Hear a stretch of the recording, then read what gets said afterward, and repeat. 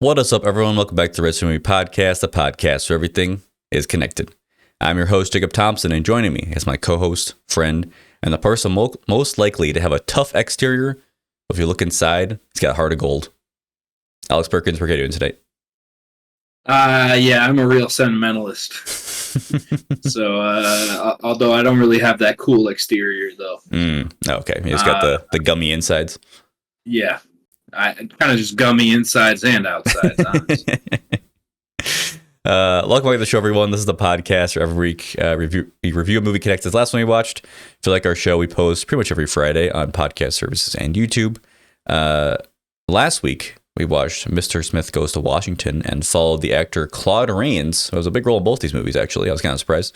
It's this week's film, Casablanca. Perk, intro for us, please.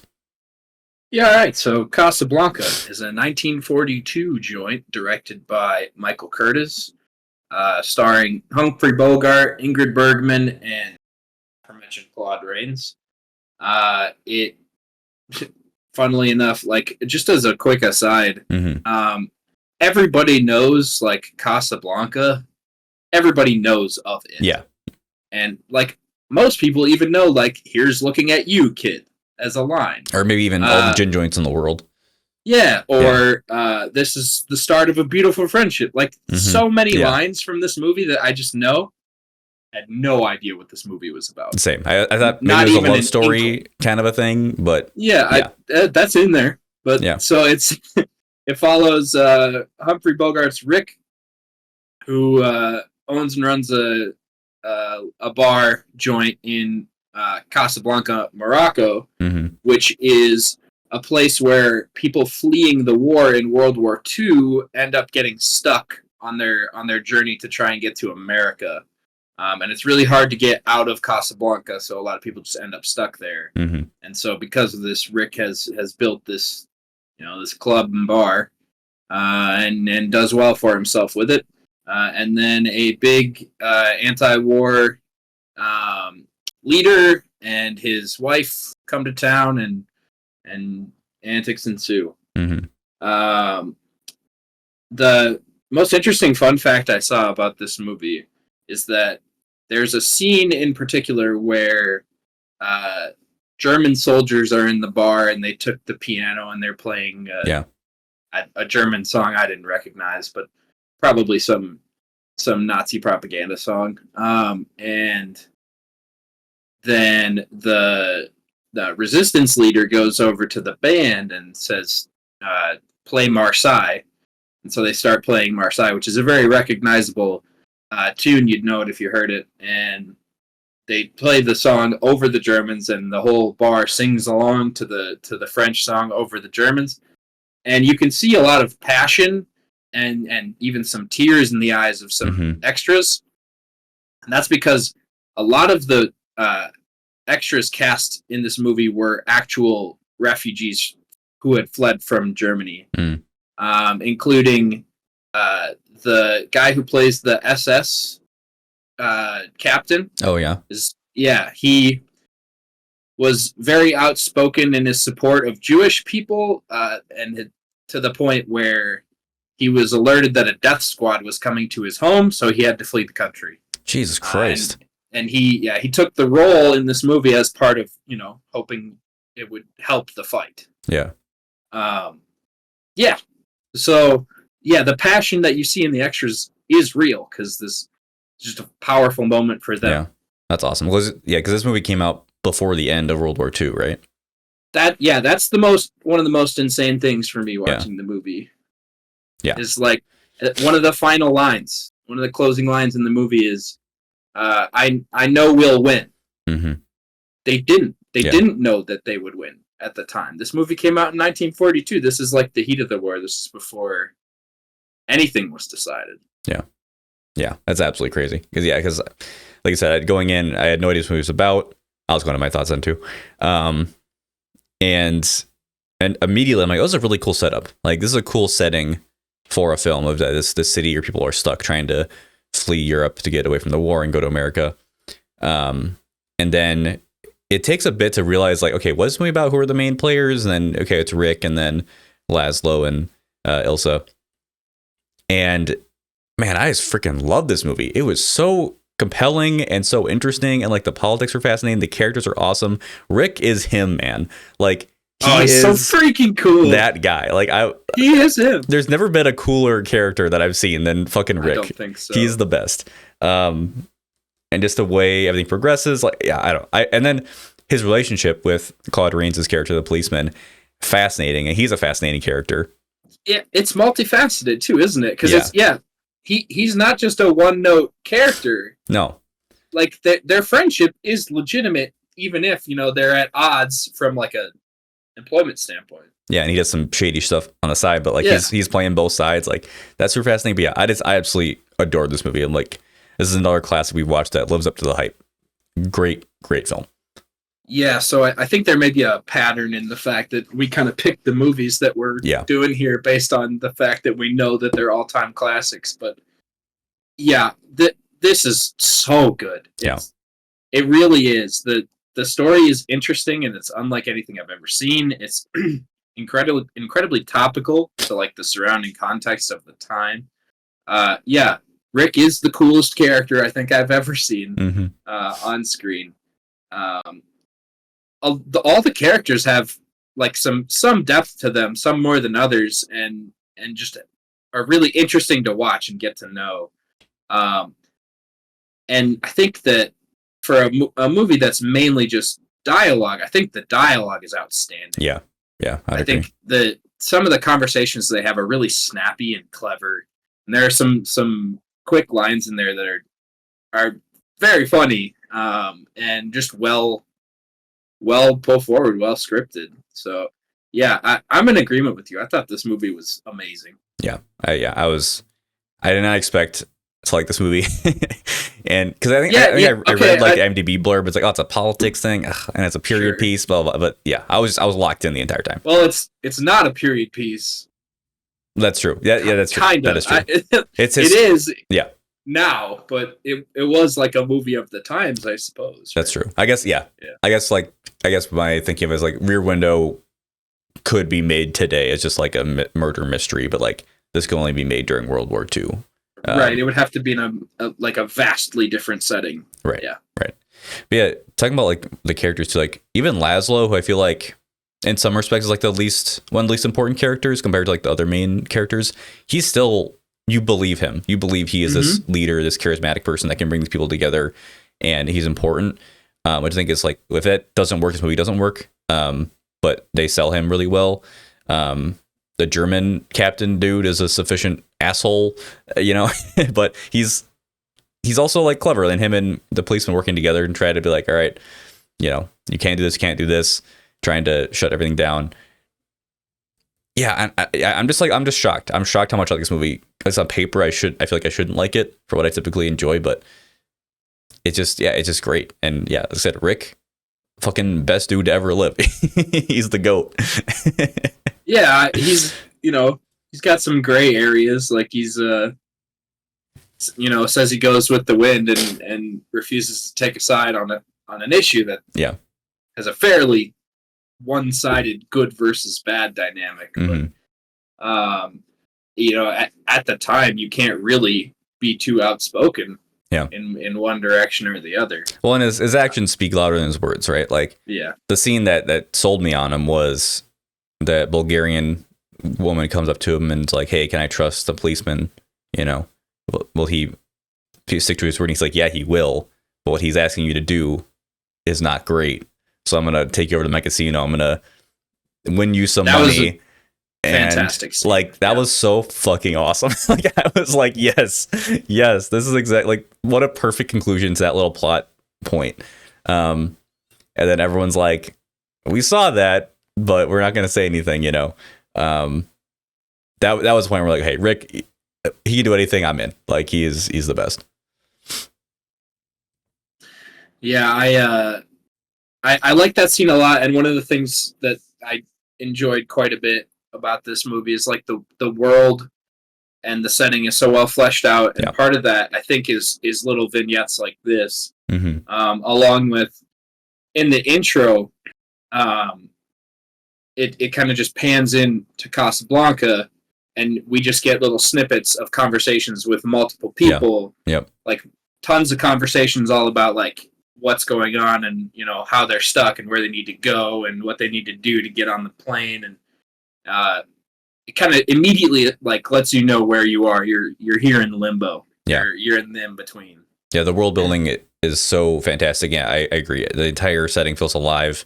It's mostly set in Rick's bar, but you have like the Blue Parrot also as the other kind of competing bar, which is a nice kind of juxtaposition, and that character also comes in handy for different reasons. But yeah, I think you're right. Like all the little, that's why I said it takes a little bit to figure out what the movie's about, because you have all these little vignettes with different characters first, but it's important because it sets up the setting and everything. And you have that moment with the couple that is like, oh yeah, we're going to America tomorrow. We've only been talking in English, to practice, and then they like just butcher like some English of like see really watch, clever. Like the waiter's like, you're gonna do great.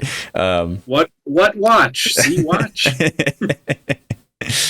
And then it's also another reason why you believe Rick is him, because his staff respects him. Like that's such an easy thing you can do. It reminded me of Roadhouse kind of.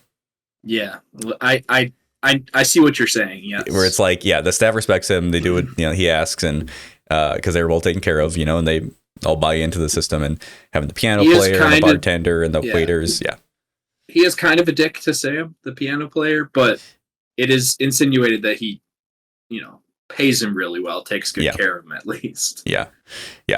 I just adore this movie. I will say my one critique is Ilsa. I feel like kind of falls apart right at the very end, like when she goes to see Rick at night and she's like, I just can't think anymore, you do the thinking for me. Like that's a literal line. I was like, all right, but like it helps add to like the dramatic tension of the finale, so like I can kind of allow it. But she's like, I can't, like I'm too in love with you, I can't leave you again. I'm just like, sure, I don't know, I've never been in love, so I don't know what that's like, Perk.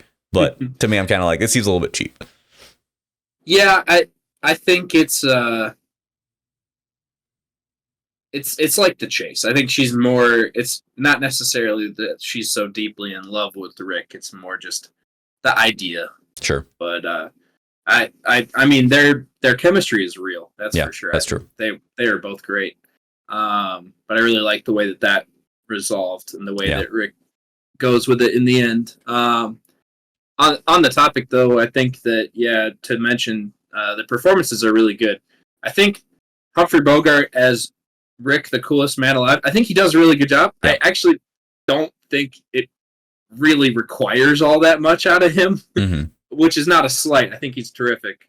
Ingrid Bergman, she's some up-and-comer I've never heard of, because she's great. I was a little bit surprised to see this is not one of the 49 films she was nominated for an Academy Award for, but I thought she was fantastic.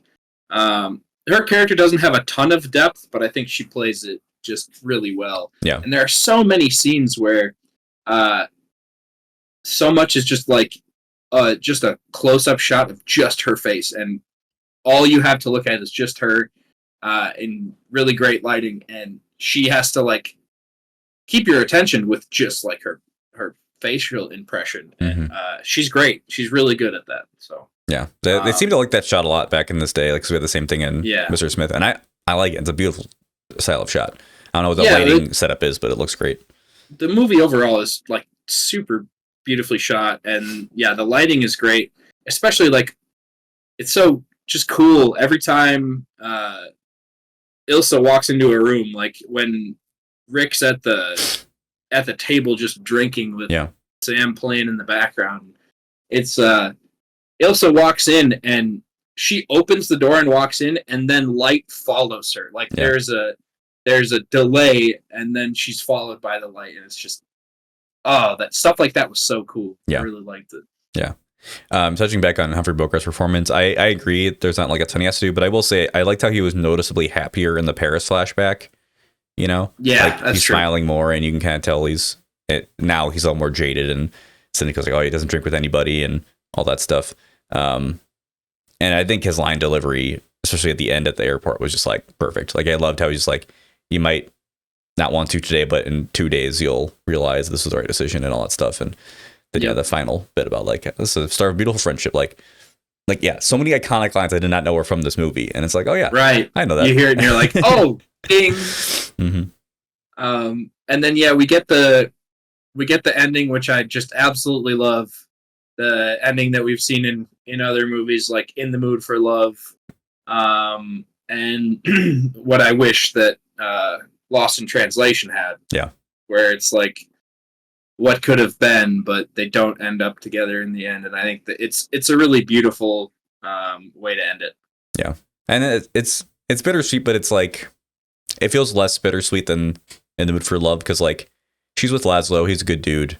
Mm-hmm. And like Rick is sad, but like he knows he did the right thing. I don't know. He knows he did what was right, yeah. And he's now he's got his new buddy. They're gonna go travel Europe with or whatever they're gonna do. I forget. Maybe go to America. Go somewhere, yeah. Yeah. Yeah, this movie reminded me of Roadhouse for sure. Reminded me of Do the Right Thing, just the setting of like that was so well fleshed out, and Do the Right Thing of that neighborhood block, and this also felt well fleshed out in Casablanca. And then I'll ask you about this. Past Lives, maybe, of a kind of a similar kind of setup of like previous relationship and then coming in, there's a new relationship. I don't know. Kind of a stretch, but okay. You are correct in like kind of an overlap between relationships. Although the relationship between the main character and Ha-Sung in Past Lives was never romantic. Okay. At least never intimate. It was just like a friendship. Really. Gotcha. Okay, fair enough. But like watch Past Lives. Yeah. No, someday I when will. A24 actually gets that deal done with HBO or whatever. Yeah, I will say, Laszlo being like, "Hey, it's fine if you and Rick hooked up in the past. I get it." It's like, okay, what a secure king here. Well, she literally thought he was dead as well. Yeah. But yeah, there was another moment around then in the movie which I really liked. It's when Ilsa goes to Laszlo and says, but what if I told you, would you believe me if, and he says, you don't even have to say it. Yeah. I already believe you. Yeah. And then from that scene, Ilsa goes and sneaks into Rick's office and they have a conversation and he says, I wouldn't believe any word that came out of your mouth right now. Yeah. I thought that was a really cool little dichotomy. Yeah. And yeah, I'm thinking back down, like, is Laszlo him too? I think Laszlo's also him, but Rick is more. He might also be him. Yeah. different dynamics of him. Yes, exactly. They are they, for sure. They are they. Do you have any final thoughts or things you want to talk about? I don't know. I'm just really glad to have actually like checked this one off the list, especially because it's always a name you hear floated around, but to have, it's so weird because like Rear Window, right? Like it took me a billion years to see Rear Window, but I always knew what Rear Window was about. Right. Guy sees a murder while he's got his leg laid up. Mm-hmm. Casablanca, I know where it takes place, but that's all I knew. So it was a welcome surprise. And I'm glad I went into it so blind. Yeah, same. I think my worry with a lot of these old movies, I'm worried that like it's going to be pretentious, or like only pretentious people like it and like will get it, for whatever reason. But that's proven not to be the case. Like these movies they're just good movies, and like you just have to be a little open minded to actually go and watch them. And we've yet to run into any that have aged terribly for like social reasons. Yeah. Like there are things that you can notice and pick up where like dynamics are weird because this is, pre-equal rights. Yeah. But most of the movies we've watched haven't been in a civil rights frame. Right. So it's these bad things of old times are happening, just not in the frame that we're looking through. Yeah. I think the thing that I've noticed the most is just like the age gaps between men and women that are in a couple. Yeah. It's I checked on this one as well. Okay, but at least like, not to like defend large age gaps, but in Vertigo, the Kim Novak was 24. Like 24 is not a child. Yeah, that's true. But it's still not great when it's such a huge gap. And then in this one, Humphrey Bogart was 16 years older. I think she was 26 and he was like 41. Okay. Laszlo was only, I think, 7 years older than her, but yeah, seems to be a kind of a thematic point in a lot of these movies where you've got a. I think part of that too is just the industry of Hollywood, and kind of that still goes today. Yeah, because women get the roles when they're young and beautiful, and it's a lot easier for a man past his prime to continue to get big roles, whereas Hollywood sees a woman as an item, and once she's no longer as perfectly beautiful as the day she was, 18 and walked on a set, they care a lot less about her. So maybe that was even more exaggerated at the time. I wouldn't be surprised. Yeah, like maybe you could have had, like, if Rick is 41 and maybe you get a woman who's 38, but maybe a 38-year-old actress couldn't get a role like that anymore. Yeah, that's true. I think it's that, but also even in the context of the story, like there's a line in the Paris flashback where like he's like, "Oh, what were you doing 10 years ago or whatever?" And she's like, "Oh, I was in like school," and he's like, "What were you doing?" "I was looking for a job." And it's like, okay, how different in age are they?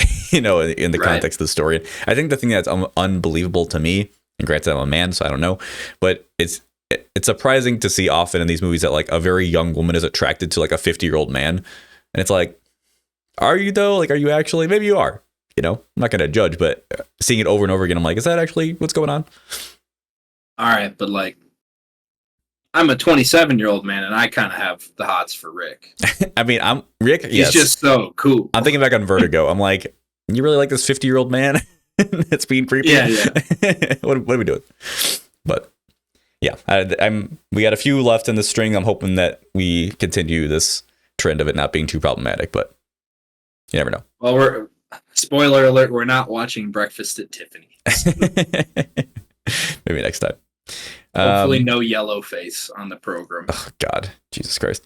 Well, that wraps up our review of Casablanca. Thank you so much for listening. Perk and I, we got nothing bonus for this week. We've been busy and or tired and or sick, at least sing for myself. Yeah. We've been little out of each pot. Yeah. Gaming a little bit here and there, Hopefully we'll have something next week. But for the main program, we're going to be doing arguably the most famous classic, Citizen Kane. We are finally doing Perk. Our connection, little strenuous, not too much though. There's this character actor, all right, Perk. His name is Gino Corrado, all right. And I'm gonna look up his page one more time. I shouldn't have closed it, but this dude has been in so many goddamn movies. It's kind of insane. He was one of the waiters at Rick's. He's uncredited, but he was a waiter. This man was in 427 projects. All right. This man was working. That's a good clip. Working back in the day. So I want to respect this man. Gino Corrado, you got the stuff. But he's also in Citizen Kane. So that's available on Max once again, making it easy for us. So if you want to watch with us, Citizen Kane on Max for next week. But until then, thanks for watching. Bye. See ya.